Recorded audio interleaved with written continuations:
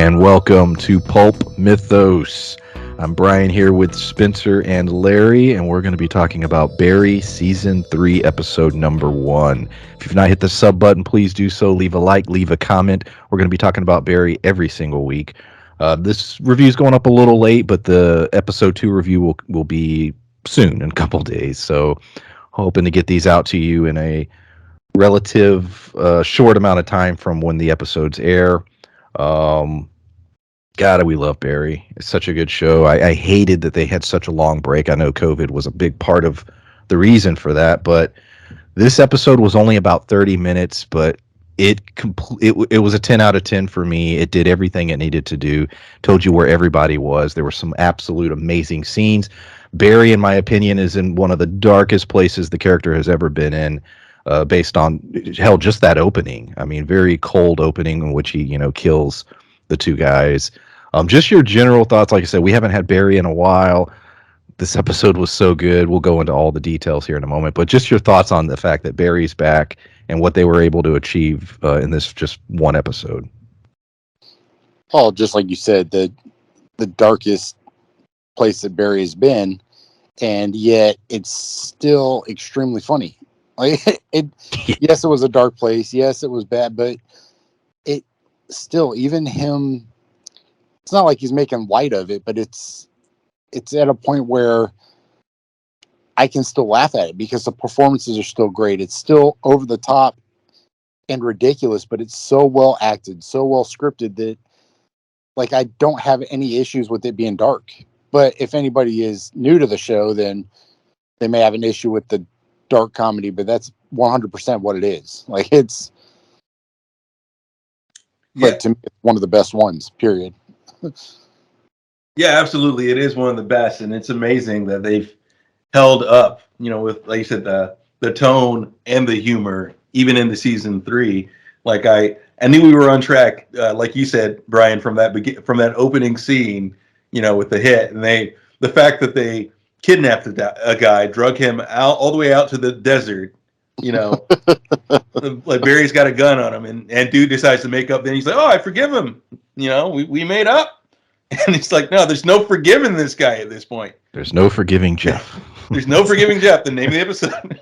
It's like, okay, yeah, still Barry, because it's hilarious. It's a hilarious premise that a guy thinks that he can just take it back at that point. Yeah, after everything that was done, everything that was set up, the fact that you kidnapped a person and put him in a car, and like, at what point did that dude really think that it was going to be okay to just be like, you know what? He's seen our faces. He's not going to say anything. I texted y'all that Hank is one of the greatest characters in the history of television. I mean that. Yeah. He really is. I mean, and the character is, if he's on screen, it's gold. And the interrogation scene was the jewel in the episode because everything about it was hilarious. My favorite lines being, first of all, when they're trying to prove that he was at the massacre from the end of last season, and he's like, "No, I wasn't there." And they're like, "Well," he's like, "Everyone died," and she's like, "Well, how do you know?" And he said, "Citizen app." Like that was that line had me on the floor. But of course, the thing that everybody's talking about, the funniest line, the fact that he has convinced the police, truly convinced them, that Fuchs is a Chechnyan assassin named the Raven. It's just amazing. It was a brilliant move. I mean, it's funny because, like you were saying, there's so much comedy and it's funny and you're laughing your ass off. But from a storytelling point of view, it was brilliant. And he even explained it to his crew. He's like, okay, now all the shit that's happened that basically Barry did, Fuchs is going to take the rap. And the reason we did that is because we don't give a shit about Fuchs. And we have him hidden away anyways. We can always offer him up if need be. So from a storytelling point of view, that was brilliant. And we'll see how that plays out going forward. But yeah, just your thoughts on Hank and the interrogation and the Raven. Yeah, that was hilarious, and like you said, the whole Raven story that he cooked up, it was just like you said, it was hilarious. Just the fact that he came up with this name and the way he pinned it on him. And I'm curious to see what Fuchs's response. How Fuchs, creeps his way out of this situation because he's shifty, he's shitty, but he's also crafty, and he's gonna find a way out of this. And he's also gonna find a way to use this whole Raven angle to his advantage because he's got clout now. And I guarantee you that there have been, and there's going to be a series of more murders likely committed by Barry that he's going to use to his advantage just to say, I'm that guy, and likely get a bunch of people behind him.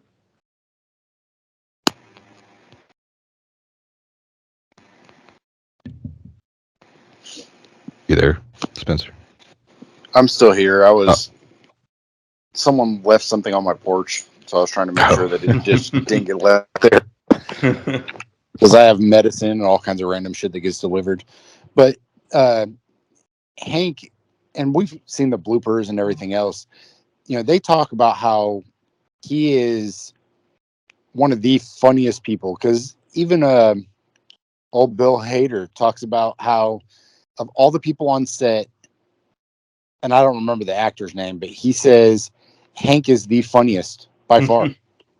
Like everything he says, like everyone loves him because he is a magnificently gifted actor, and everything he does, everybody is so impressed with because, like, even on this, he goes from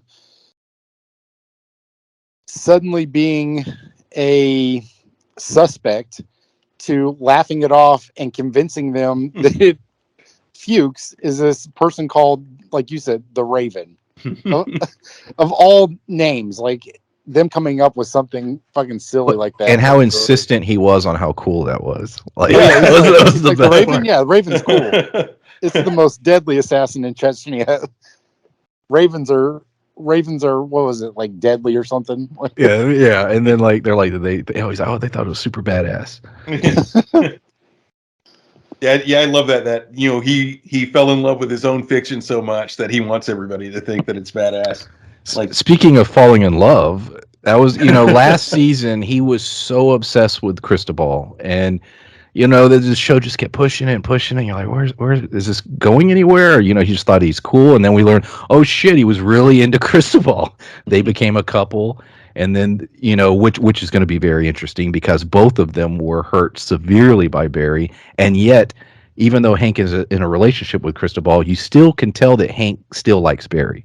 He still cares about Barry because in the end, Barry comes to him basically looking for guidance, looking for purpose, and wants to be set on missions. And Hank could have easily killed him or done something right then, but he didn't. He just he turned him away and just go away. Now we know that all the promo material that him and Hank are going to have more connection as the season goes on, but it is so Hank and Cristobal are now a couple. Both of their crews are mostly dead. I'm not sure. Cristobal had a bunch of money. Cristobal doesn't have anybody left. Yeah. That's what he kept saying when they were in bed. Hank had like 4 guys. Frank was like, yeah, all my guys were killed. And Hank was like, yeah, so were mine. He was like, no, just most of yours. All of mine. Yeah. He's like, you still have buddies. I don't have buddies. They're still running drugs. We saw that. I'm assuming they've teamed up. He probably had a bunch of money because that's a really nice house that they're staying in. But it's going to be interesting seeing Hank sort of balance his relationship and then dealing with Barry. Well, I love what I love about this is, and again, goes to how hilarious Hank is. Because he's almost like an SNL character. Because his group and everything, they want to do mob stuff, and they kind of are. Yeah. But part of what Hank is really tricking them into is like running a greenhouse and whatnot. Like, like this is stuff Hank wants to do, and he's tricking them into doing it. As a cover for crime, sort of. He wants to be in Hollywood and have that condo that he has or apartment or whatever it is. And he wants to garden and whatnot. And remember last season, like when he snuck up to Barry in a disguise. Like he thought it was so cool that he was in disguise, even though it was obvious who he was. Hey Barry, it's me, Hank. He's like, Barry, it's me. I know it's you, Hank. Yeah, he feels like something out of SNL. Before this season started, like one of the first things I watched, after I like just watched recap, I just watched clips of Hank, and all his escapades and whatnot.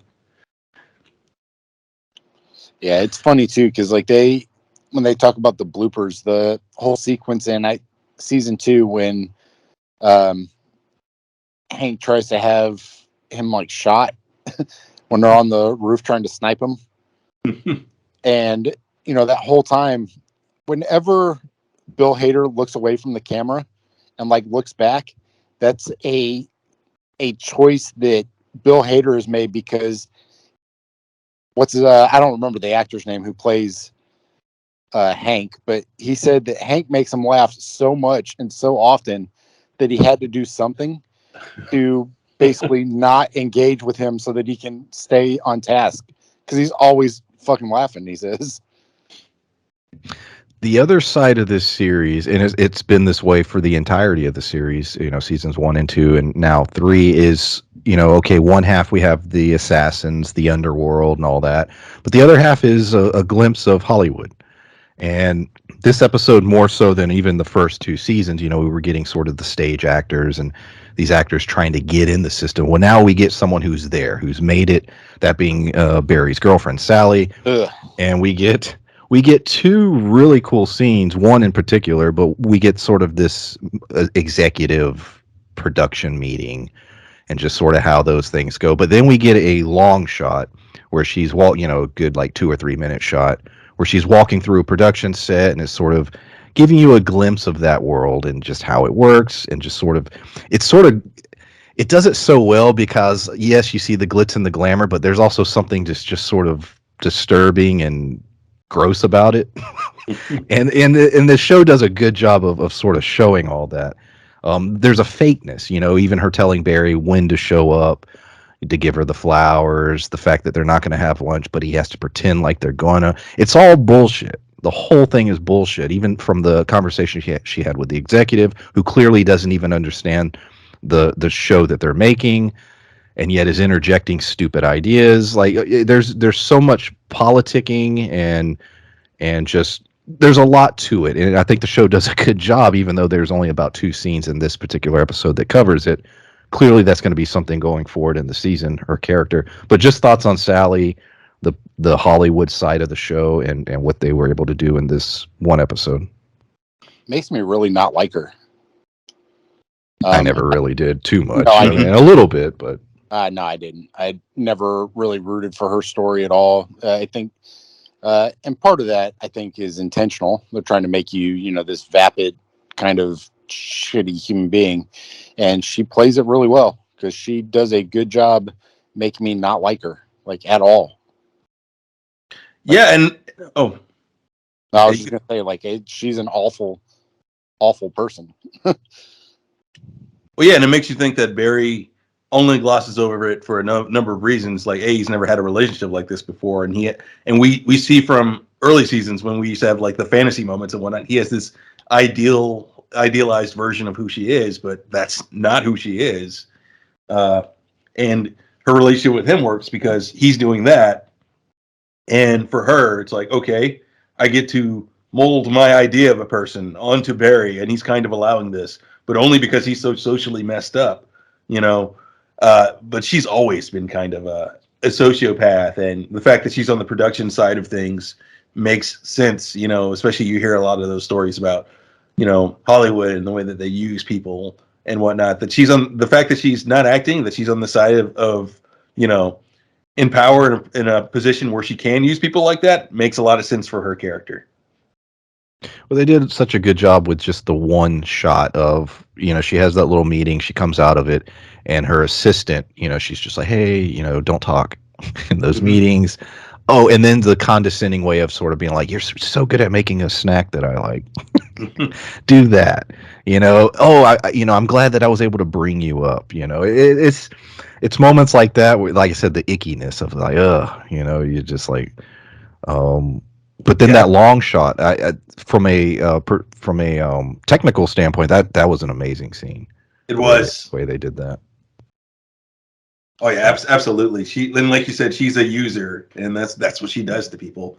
And it seems like that's kind of what she's done to Barry from day one, but he can't Oh see it. yeah. It's amazing how they're both like bad. Yeah, Barry clearly is worse. There's no disputing that. Don't be But talking it's about my boy. but it's funny how the show makes Barry's a you saint. look at both of them. So let's go into that ending, which I did not know where it was going at all. Basically we have a moment at the police station with what's his Gene Winkler. I was just Uh, gonna call him Fonz. yeah, Fonz. So he knows that Barry Just to is know. responsible for the murder. Now the police believe it was the Raven. So they're like, no, it wasn't Barry. Barry's been cleared. It was the Raven. He decides he's going to confront Barry and kill him. That's the decision he's made. Barry's, he brings a gun. We have a very tense moment. Of course the show decides to go for the comedy, the punchline. The gun falls apart. It's funny, but then we go from dark, serious, uncomfortable to ha ha ha funny to dark, serious, uncomfortable. Barry is going to kill him. They're in the middle of nowhere. It looks like the same spot where he killed Jeff at the beginning of the episode. And it's a moment in which Barry is, he's going to pull the trigger. He's going to do it. But yet again, going back to the scene with Hank, Barry has no purpose anymore, and he's trying to find purpose. So he looks and says, he finds purpose. I'm going to help you. I'm going to make it up to you. I'm going to redeem what I did. And that's how the episode closes. And to me, I mean, man, that's such a dark, twisted direction the show's going to go, because here are these two characters. Their relationship's going to be weird. Gene's going to be stuck. What's he going to do? The police don't believe Barry's bad.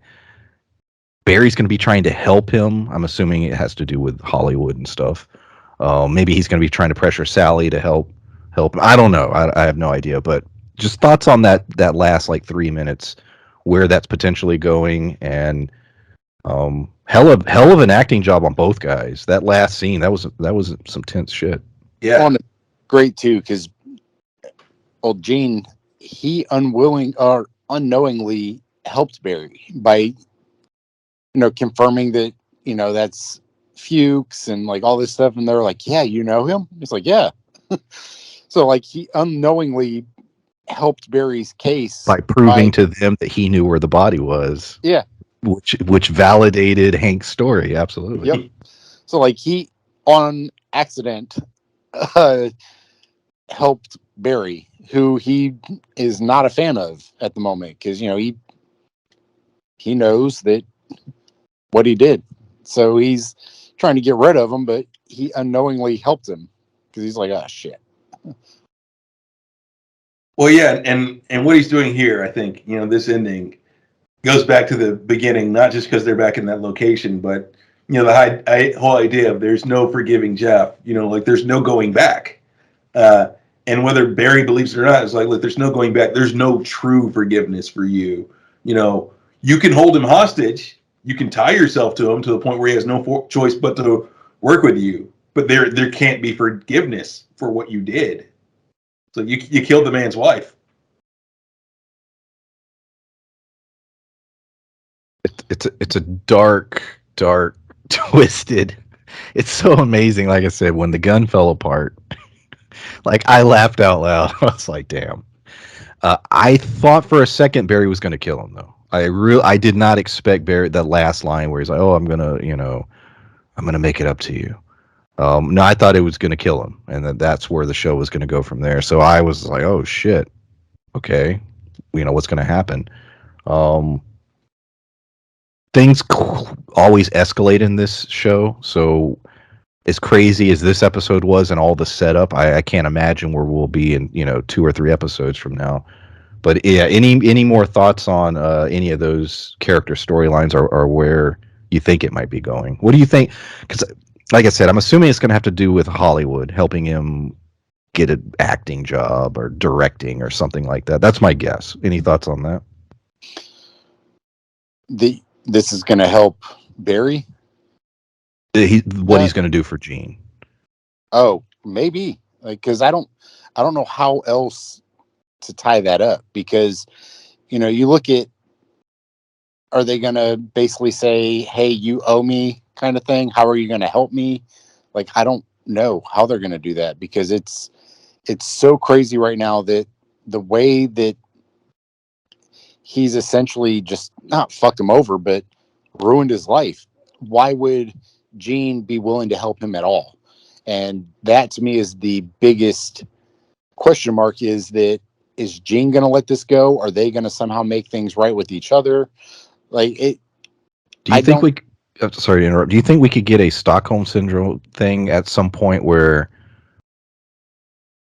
as this progresses, Gene starts to sympathize with Barry, and they become like, you know what I mean? Like, could we get? Is there a possibility where it could go there? Maybe, I don't know. I think so, but I mean, you look at when he told them the story about when he killed somebody in Kandahar, and went in, and Jim was like, you basically got away with murder. You murdered somebody. And he's like, never tell anybody this. Yeah, never tell anyone. So that whole sequence unto itself is, to me, a big revelation as to how Gene sympathizes with him. Now, will he continue to sympathize with him? Because after everything that happened, I don't know. But to me, that's an indicator that it's a possibility that he might. And the fact that he might leaves it open for it to be not an open-ended question, but like an open-ended thing where it could be where he ends up sympathizing with him. And he's just like, you know what? Barry has had this shit life. You know what? Let me see if I can help him, as opposed to basically, hey, I need to turn him in. Yeah, and I think there's a possibility that you're right, that he may think he needs he may wind up feeling a bit of empathy for him, once, because like we said earlier, I think he's going to wind up trying to hold Gene's life hostage in a way that he's going to tie himself to him in certain ways, and he's going to try to get him certain roles or work, or maybe even get his acting studio back up and running.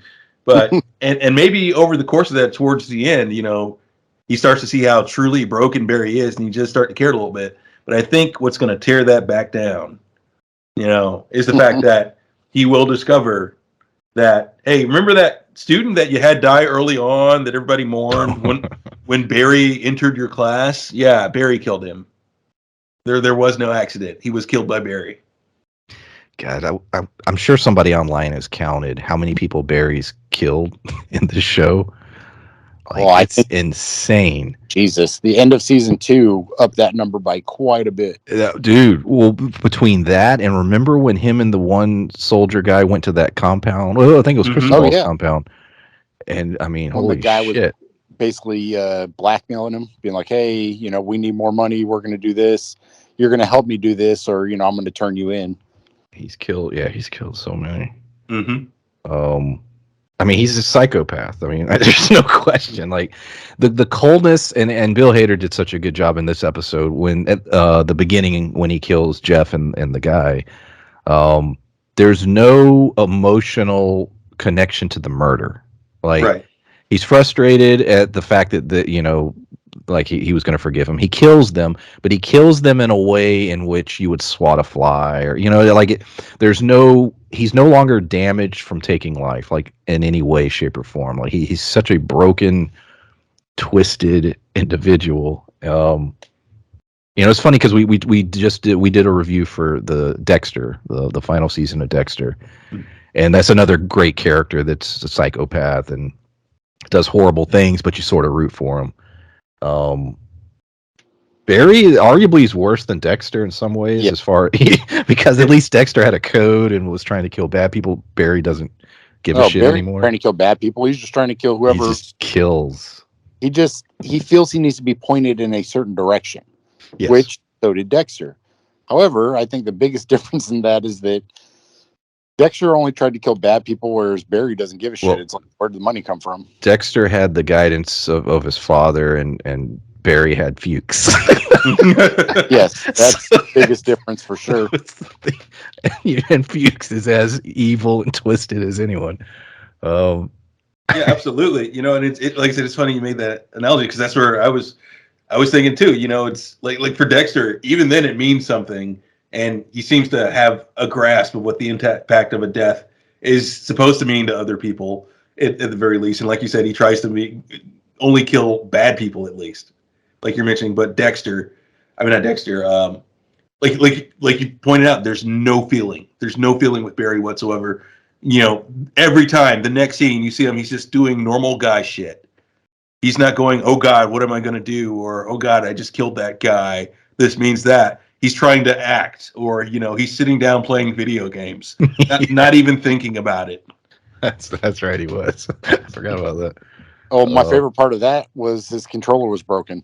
Yeah. And that bothered him more. The fact that he just murdered a guy. He's like, oh, my controller. Yeah, he killed 2 people just a few moments ago, and he's like, oh, my controller's broken. Shit. Yeah. But yeah, hell of a start. Like I said, these episodes are so short, and yet they pack so much. Like I said, we're going to have a review for episode 2 up here in the next couple days. Very excited about that. Any other thoughts on the premiere of season 3? And I like they're only giving us 1 episode a week. Thank you, HBO. Yeah, don't shotgun them at us, please. No, I don't have more to add.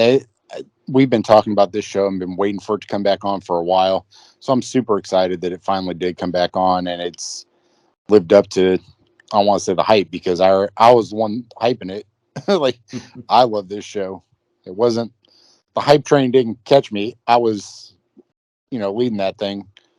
So I'm super happy that it is just as good as I had hoped, and that it's finally back. Absolutely. So yeah, appreciate everyone listening. Like I said, we got another review coming up in a couple of days for this. We got the Flight Attendant coming up. We're gonna cover the first 4 episodes, and then HBO supposedly is only going to be putting 1 up a week after this week. Lying at. We'll see. Yeah, we'll see if that's the case. But we'll cover the first 4 here in a couple days. We're also Big Sky's coming back. We'll be doing that, and go check out our Snowfall season 5 finale review. So yeah, appreciate everyone listening, and we'll see y'all next time. Bye. Bye. Stay woke.